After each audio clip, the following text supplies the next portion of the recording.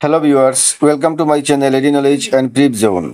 আজকে আমি এই ভিডিওটিতে আলোচনা করব এমন কিছু বিষয় নিয়ে যেগুলো নিয়ে আজকালকার সাধারণ মানুষ সবচেয়ে বেশি বিভ্রান্ত, যেমন Assam NRC, special intensive revision বা এসআইআর বা তার আরেকটি নাম ভোটার তালিকার বিশেষ নিবিড় সংশোধনী, বার্থ সার্টিফিকেট এবং নাগরিকত্ব প্রমাণ। এই চারটি বিষয় একে অপরের সঙ্গে গুলিয়ে ফেলেছেন অনেকেই, মানে এই চারটি যে বিষয় আলাদা তা সবাই একসঙ্গে মিক্স করে ফেলেছেন। কেউ ভাবছেন ভোটার তালিকায় নাম থাকলেই নাগরিকত্ব প্রমাণ হয়, আবার কেউ ভাবছেন বার্থ সার্টিফিকেট না থাকলে ভোটার হওয়া যায় না। আবার কেউ কেউ মনে মনে ভাবছেন এনআরসি থেকে বাদ, এনআরসিতে নাম নেই মানেই বিদেশি। তাহলে এই বিষয়গুলো কি? আসুন আজকে আমরা খুব সহজ ভাষায় তথ্য প্রমাণ সহকারে বুঝে নেই আসল সত্য। আসলে আমি যে ভিডিও বানাই অনেকগুলো সোর্স থেকে, অফিসিয়াল সোর্স হোক, সংবাদ মাধ্যমের সোর্স হোক, সোর্স থেকে প্রমাণ সহ আমি ভিডিও বানাই। আমি কোনো ফেক বা নিজের ইচ্ছায় মন গড়া কোনো ভিডিও আমি দেই নেই। ভিডিও বানানোর আগে অনেক কিছু স্টাডি করতে হয়, অনেক সোর্স খুঁজে পেতে হয়। তাই আমার ভিডিও যদি শুরু থেকে শেষ পর্যন্ত দেখেন, আপনারা নিশ্চয়ই আপনাদের মনে যে সংশয় বা সন্দেহ রয়েছে এগুলি অবশ্যই দূর হবে। তাহলে ভিডিওটি শুরু থেকে শেষ পর্যন্ত দেখেন। তো এখন আমি বলতে যাচ্ছি আসলে এনআরসি কি, ভোটার তালিকায় নিবিড় সংশোধনী বা কেন হয়, বার্থ সার্টিফিকেটই বা কেন দরকার বা দরকার হয় না, কোন সময় দরকার হয়, আর নাগরিকত্বই বা কি, এটি প্রমাণ করতে হলে আমাদের কি ধরনের ডকুমেন্ট দিতে হয়। তাহলে এই সমস্ত তথ্য জানতে হলে কয়েকটি তথ্য জানতে হবে, ধাপে ধাপে চলতে হবে। তাহলে শুরু করি। দেখুন আমি কি বলতে যাচ্ছি, শুনুন মন দিয়ে। এইগুলি বুঝার আগে আরেকটি কথা বলতে হবে, আসাম অ্যাকর্ড বা আসাম চুক্তি এটি আসলে কি, বা এই আবার কোথা থেকে এলো, শুনুন, সঙ্গে থাকুন। তো আমি প্রথমে আসি আসাম অ্যাকর্ড। আসাম অ্যাকর্ড বা অসম চুক্তির কথায় 1979, দ্যাট ইজ 1979 থেকে 1985 মানে 1985 সাল পর্যন্ত আসামে খুব বড়সড় আন্দোলন চলেছিল, যা আমরা আসাম আন্দোলন নামেও জানি। এই আন্দোলনটা কি, বা হোয়াট ইজ আসাম অ্যাকর্ড বা আসাম আন্দোলনটা কি, কেনই বা হয়েছিল? এই আন্দোলনের মূল দাবি ছিল অসমে বিদেশিদের শনাক্ত করে বহিষ্কার করা। মানে প্রথমে অসমে বিদেশি যেত মানুষ আছেন ওদেরকে শনাক্ত করতে হবে এবং পরে অসম থেকে তথা দেশ থেকে বহিষ্কার করতে হবে। অনেক প্রাণহানি আর দীর্ঘ আন্দোলনের পর অবশেষে 15ই আগস্ট 1985 সালে নিউ দিল্লিতে আসাম অ্যাকর্ড সাইন হয়। তো এটি হলো Assam accord. Assam accord sign হয়েছিল 15th আগস্ট 1985, আর প্লেসটা ছিল নিউ দিল্লি। তো এই আসাম অ্যাকর্ডের মূল বিষয়বস্তু কি? মূল বিষয়বস্তু হচ্ছে অসমে যে সমস্ত বিদেশি মানুষ বসবাস করছেন সেই সমস্ত মানুষদের প্রথমে শনাক্ত করতে হবে, চিহ্নিত করতে হবে এবং চিহ্নিত করে ওদেরকে ডিপোর্ট করতে হবে, বহিষ্কার করতে হবে আসাম রাজ্য থেকে তথা ভারতবর্ষ থেকে। তো সংক্ষেপে আমি বললাম আসাম অ্যাকর্ড সম্বন্ধে। আসাম অ্যাকর্ড সম্বন্ধে অনেক লম্বা ভিডিও তৈরি হয়। যদি কেউ জানতে চান, কোনো স্টুডেন্টস বা কোনো বিদ্যার্থী যদি আসাম অ্যাকর্ড সম্বন্ধে জানতে চান, তো কমেন্টের মাধ্যমে বললে আমি ফুল ভিডিও বানিয়ে দিয়ে দেবো। তো এখন সংক্ষেপে এতটুকুই বললাম। এই টপিকগুলো যে আমি বলছি, হয়তো বা অনেক ভিউয়ার্স বলবেন যে আমি ভিডিওর টাইটেলে দিলাম কি আসামে চলছে এসআইআর, আর আমি আসাম চুক্তি কোথা থেকে শুরু করলাম। মনে রাখবেন এই যে ভিডিওতে আমি কথাগুলো বলছি সবটি কিন্তু একটির সঙ্গে একটি সম্পর্কযুক্ত। একটি যদি না বুঝেন সম্পূর্ণ কিছু আপনারা গুলে মিশে ফেলবেন। তো একটির সঙ্গে একটি সম্পর্কযুক্ত, সবটি জানতে হবে এবং আপনাদের মনে যে সংশয় বা সন্দেহ রয়েছে এই ভিডিওটি দেখলে সম্পূর্ণরূপে শেষ হয়ে যাবে। তাহলে দেখুন, তো আমি যে বললাম আসাম চুক্তি, এই আসাম চুক্তি মূলত কি, এই চুক্তির ধারাগুলো কি কি। তো প্রথমে আমি আসাম চুক্তির ধারাগুলো বলতে শুরু করি। অসম চুক্তি মতে 24শে মার্চ 1971 সালে রাত 12টা হলো চূড়ান্ত তারিখ। এই তারিখের বিশেষত্ব আর আমাকে বলতে হবে না, যারা এনআরসিতে অলরেডি অ্যাপ্লাই করেছেন বা আসামে যে এনআরসি হয়েছিল তা সকলেরই জানা আছে। মানে ওই তারিখের 24শে মার্চের 1971 সালে রাত 12টা পর্যন্ত যারা ভারতবর্ষে ছিলেন বা আছেন বা এসেছেন তারা ভারতবর্ষে থাকতে পারবেন। 1 জানুয়ারি 1966 এর আগে যারা এসেছেন তারা নিঃসন্দেহে ভারতীয় নাগরিক। জানুয়ারি 1964 থেকে 24 মার্চ 1971-এর মধ্যে যারা এসেছেন তারা থাকতে পারবেন, কিন্তু তাদের ভোটাধিকার 10 বছরের জন্য স্থগিত থাকবে। এই যে দুইটা পয়েন্ট বললাম, এই দুইটি পয়েন্টের মধ্যে ডিফারেন্সটা কি দাঁড়ালো? জানুয়ারি 1964-র আগে যারা এসেছেন তারা নিঃসন্দেহে ভারতীয় নাগরিক, আর ওই জানুয়ারি 1964 থেকে 24 মার্চ 1971-এর মধ্যে যারা এসেছেন ওই সময়ে তাদের 10 বছরের জন্য ভোটাধিকার স্থগিত থাকবেন, কারণ তারা ভারতবর্ষে থাকতে পারবে কিন্তু তারা ভোটাধিকার প্রয়োগ করতে পারবে না। এরপর একটা জিনিস আছে FRRO, foreigners regional registration organisation. এখানে ওদেরকে ফর্মালিটি মেনটেন করতে হবে, আর 10 বছর কমপ্লিট হওয়ার পর ওরা ভারতীয় নাগরিক হিসাবে স্বীকৃতি পাবে। আর 24 মার্চ 1971 এর পরে যারা এসেছেন এই তারিখটি ভালো করে লক্ষ্য রাখবেন। আর অলরেডি জানাও আছে NRC-তে আমরা এই বৃত্তিবর্ষ ধরে হয়েছিল। 24 মার্চ 1971 ইংরেজি এর পর যারা এসেছেন তারা বিদেশি হিসাবে গণ্য হবেন। এই অ্যাকর্ড মানে আসাম অ্যাকর্ড এই ভবিষ্যতে NRC এর ভিত্তি তৈরি করেছে। আমরা যে 2015 থেকে 19 পর্যন্ত NRC করেছিলাম সেটি মূলত আসাম অ্যাকর্ডের উপর ভিত্তি করেই হয়েছিল। আসাম অ্যাকর্ডের মূল দাবি ছিল যে 1971 ইংরাজি 24 মার্চের পর যারা ভারতবর্ষে এসেছে ওদেরকে শনাক্ত করতে হবে, ওদেরকে বিদেশি হিসাবে ঘোষিত করে ওদেরকে ডিপোর্ট করতে হবে, দেশ থেকে বহিষ্কার করতে হবে। এই আসাম অ্যাকর্ড থেকেই মূলত NRC এর ভিত্তি তৈরি হয়েছিল। আসামে NRC এর ভিত্তি তৈরি হয়েছিল আসাম অ্যাকর্ড থেকেই। এখন আসি NRC, সুপরিচিত NRC বা ন্যাশনাল রেজিস্টার অফ সিটিজেন্স এর কথায়। আসলে NRC কি?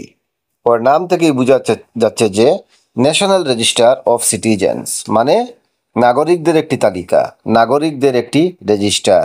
এখন প্রশ্ন, নাগরিক কারা? যারা ভারতে বাস করেন ওরাই ভারতীয় নাগরিক। তো NRC এর অর্থ পরিষ্কার, NRC হলো নাগরিকদের একটি তালিকা। সুপ্রিম কোর্টের তত্ত্বাবধানে 2015 সালে প্রক্রিয়া শুরু হয়, আর 2019 সালে চূড়ান্ত NRC প্রকাশিত হয়। এখানে প্রত্যেক মানুষকে নাগরিক প্রমাণ করতে হয়েছিল। কিভাবে?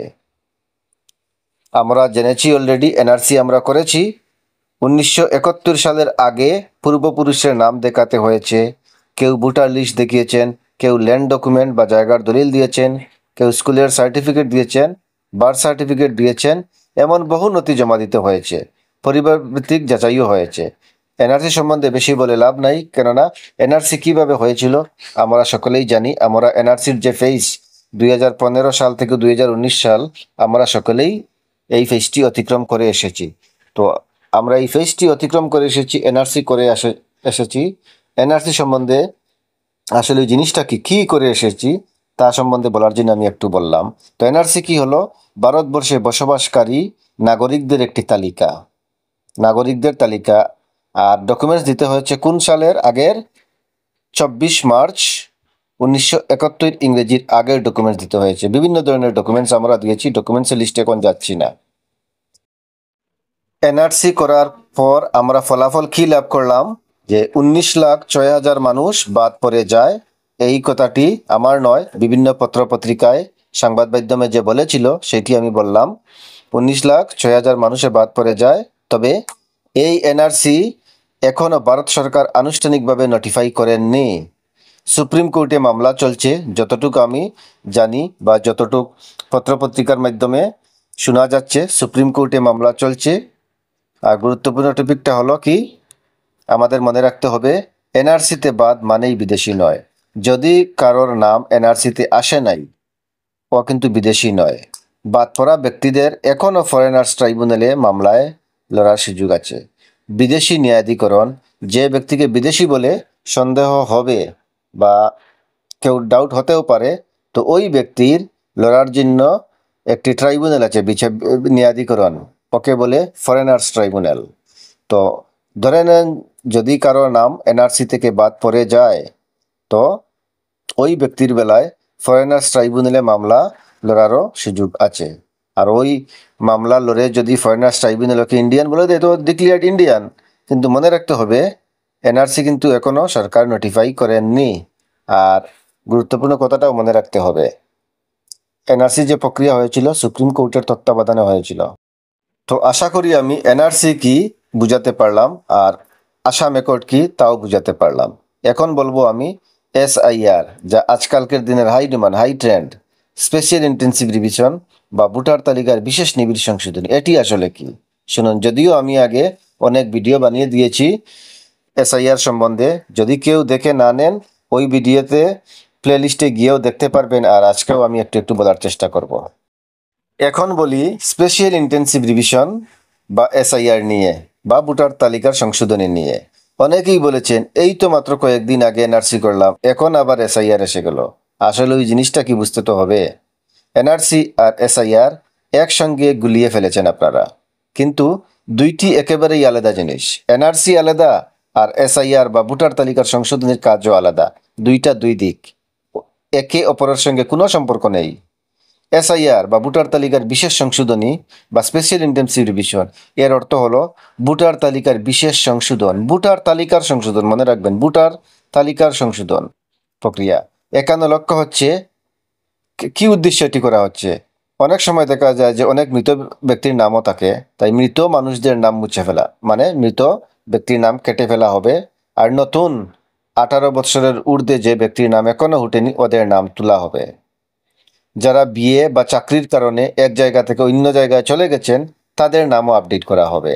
অনেক সময় দেখা যায় যে একজন মেয়ে লোক, ওর বিয়ের আগে বাবার বাড়িতেও নাম ছিল, আবার স্বামীর বাড়িতেও নাম উঠে গিয়েছে, একসঙ্গে সেই দিকটা কারেক্ট করা হবে, সংশোধন করা হবে। তাই এনআরসি আর এসআইআর এক জিনিস নয়। এই প্রক্রিয়ায়, মানে কোন প্রক্রিয়া বললাম, এসআইআর এর প্রক্রিয়ায় বুথ লেভেল অফিসার, আপনাদের সুপরিচিত সকলেই জানেন, বা বিএলও বাড়ি বাড়ি গিয়ে তথ্য সংগ্রহ করবেন। যদি কারো নাম বাদ পড়ে বা ভুল থাকে তাহলে ক্লেইমস অ্যান্ড অবজেকশন জমা দেওয়া যায়।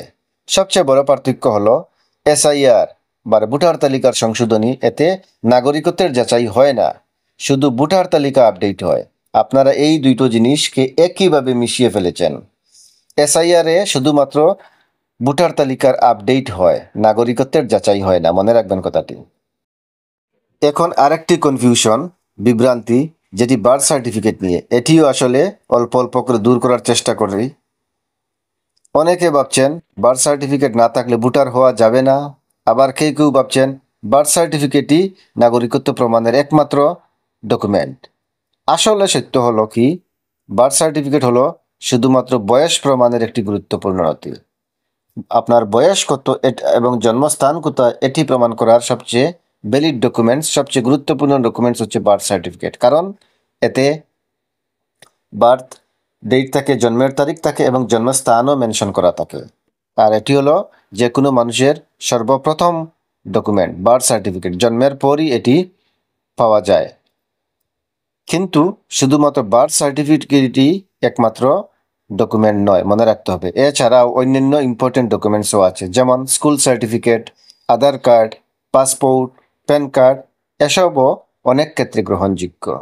এই কথাটি ভালো করে মনে রাখতে হবে, কনফিউজড হলে চলবে না। ইলেকশন কমিশন বলছে ভবিষ্যতে বার্থ সার্টিফিকেটকে গুরুত্ব দেওয়া হবে। কথাটির অর্থ বুঝতে হবে, যাতে বয়স সংক্রান্ত বিতর্ক না থাকে। কিন্তু বার্থ সার্টিফিকেট না থাকলেও বিকল্প নথি দিয়ে ভোটার লিস্টে নাম তোলা সম্ভব, এটিও মনে রাখতে হবে। এখন আমি একবার ক্লিয়ার করার চেষ্টা করব নাগরিকত্ব মানে কি, ভোটার আইডি আর এনআরসি এর পার্থক্য কি। তো মনে রাখবেন, NRC national register of citizens, এর অর্থ হলো নাগরিকত্ব যাচাই করা। আপনি কি প্রকৃত ভারতীয় নাগরিক, এর অর্থ হলো এনআরসিতে যাচাই করা। কীভাবে শুরু হয়েছিল এটি? এক্সারসাইজ হয়েছিল আসাম অ্যাকর্ড অনুযায়ী। এনআরসি যে আসামে হয়েছিল তা হয়েছে আসাম অ্যাকর্ডের চুক্তি অনুযায়ী। আর ভোটার আইডি বা ইলেকটোরাল রোল শুধুমাত্র ভোট দেওয়ার অধিকার নির্ধারণ করে। ভোটার আইডি থাকা মানে আপনি ভোট দিতে পারবেন, কিন্তু এটি নাগরিকত্বের চূড়ান্ত প্রমাণ নয়। আর বার্থ সার্টিফিকেট যেটি নিয়ে সমস্যা, এটি হলো শুধু বয়সের প্রমাণ এবং জন্মস্থানের প্রমাণ। তো সঙ্গে আরেকটি কথা মনে রাখতে হবে, সিটিজেনশিপ অ্যাক্ট 1955, এটি হলো নাগরিকত্ব আইনের আসল আইন। অতএব এই আইন অনুযায়ী কি voter ID not equal to citizenship proof, মানে ভোটার আইডি থাকা এর অর্থ নয় যে আপনি ভারতীয় নাগরিক, এটি সিটিজেনশিপের প্রুফ দেয় না। ভোটার আইডি শুধু এটি প্রমাণ করে যে আপনি 18+ এবং ভোট দিতে সক্ষম। এনআরসি বাদ, মানে এনআরসিতে নাম নেই এর অর্থ এটি নয় যে আপনি বিদেশি, কারণ এনআরসিতে নাম না আসলে আপনি কেস লড়ার জন্য ফরেনার্স ট্রাইব্যুনালস আছে, এখানে গিয়ে কেস লড়েও আপনি ডিক্লেয়ার ইন্ডিয়ান হতে পারেন যদি ভুলবশত এনআরসিতে নাম বাদ যায়, আর যদি টিকটিকি যায় তত আর ডিক্লেয়ার্ড ফরেনার। তারপর হচ্ছে birth certificate. Birth certificate not equal to নাগরিকত্ব প্রমাণ। বার্থ সার্টিফিকেট নাগরিকত্বের প্রমাণ নয়। এখন বলার চেষ্টা করব কারেন্ট আপডেট বা বর্তমান পরিস্থিতি নিয়ে। আসামে স্পেশাল ইন্টেন্সিভ রিভিশন বা ভোটার তালিকার বিশেষ নিবিড় সংশোধনী শুরু হওয়ার প্রস্তুতি চলেছে। বিএলও ট্রেনিং শীঘ্রই শুরু হবে বা হতে যাচ্ছে। অ্যান্টিকা কমিটি, মানে সিটিজেনশিপ অ্যামেন্ডমেন্ট অ্যাক্ট এর অ্যান্টি যারা এই কমিটি এই প্রক্রিয়ার বিরোধিতা করেছে। বার্থ সার্টিফিকেট নিয়েও নানা রকম ভুল খবর ছড়াচ্ছে। এনআরসি এখনও অনিশ্চিত। সুপ্রিম কোর্টে মামলা চলছে, অতএব সাধারণ মানুষকে সচেতন হতে হবে। বিভ্রান্তিতে না পড়ে সরকারি নির্দেশনা মেনেই চলতে হবে। আজকের ভিডিওটিতে আমি ডিসকাস করলাম আসাম অ্যাকর্ড থেকে এনআরসি এর জন্ম। এনআরসি হলো নাগরিকত্বের যাচাই, আর ভোটার তালিকার বিশেষ সংশোধন হলো ভোটার তালিকার আপডেট। বার্থ সার্টিফিকেট হলো বয়সের প্রমাণ, নাগরিকত্ব নয়। নাগরিকত্ব প্রমাণের জন্য আলাদা আইন আছে, সেটাই আসল ভিত্তি। তাই আতঙ্কিত হবেন না, আপনার নথিপত্র সঠিক রাখুন। সময় মতো ভোটার তালিকা যাচাই করুন, এবং সবচেয়ে বড় কথা, যে কোনো খবর বা গুজব বিশ্বাস করার আগে ইলেকশন কমিশন বা সরকারি বিজ্ঞপ্তি দেখে নিন। ধন্যবাদ ভিডিওটি শেষ পর্যন্ত দেখার জন্য। আপনাদের এই তথ্য যদি ভালো লাগে তবে অবশ্যই লাইক, শেয়ার এবং সাবস্ক্রাইব করবেন। আর সঙ্গে একটি কথা বলে রাখি, কিছু সংখ্যক ভিউয়ার্স আছেন যারা আমার ভিডিও প্রতিনিয়ত দেখছেন কিন্তু সাবস্ক্রাইব করছেন না। সাবস্ক্রাইব করুন। সাবস্ক্রাইব করলে আমি মোটিভেটেড হই এবং আরও নতুন নতুন তথ্য কালেকশন করে আমি আপনাদের সামনে উপস্থাপন করব। তো once again viewers, thank you for watching my video. Have a nice day. Channel disclaimer, এই চ্যানেলের সমস্ত ভিডিও ও শুধুমাত্র শিক্ষামূলক ও তথ্যবহুল উদ্দেশ্যে তৈরি হয়েছে। এখানে প্রদত্ত তথ্য, পরামর্শ বা দৃষ্টিভঙ্গি সরকারি নীতিমালা, আইন বা নিয়মাবলীর বিকল্প নয়। ভিডিওটিতে দেওয়া কোনো তথ্য ব্যবহার করার আগে নিজে যাচাই করা এবং প্রয়োজন হলে সংশ্লিষ্ট সরকারি সংস্থা বা পেশাদার বিশেষজ্ঞের সঙ্গে পরামর্শ নেওয়া আবশ্যক। চ্যানেলটি কোনো ধরনের আইনগত দায় বা ক্ষতির জন্য দায়ী থাকবে না।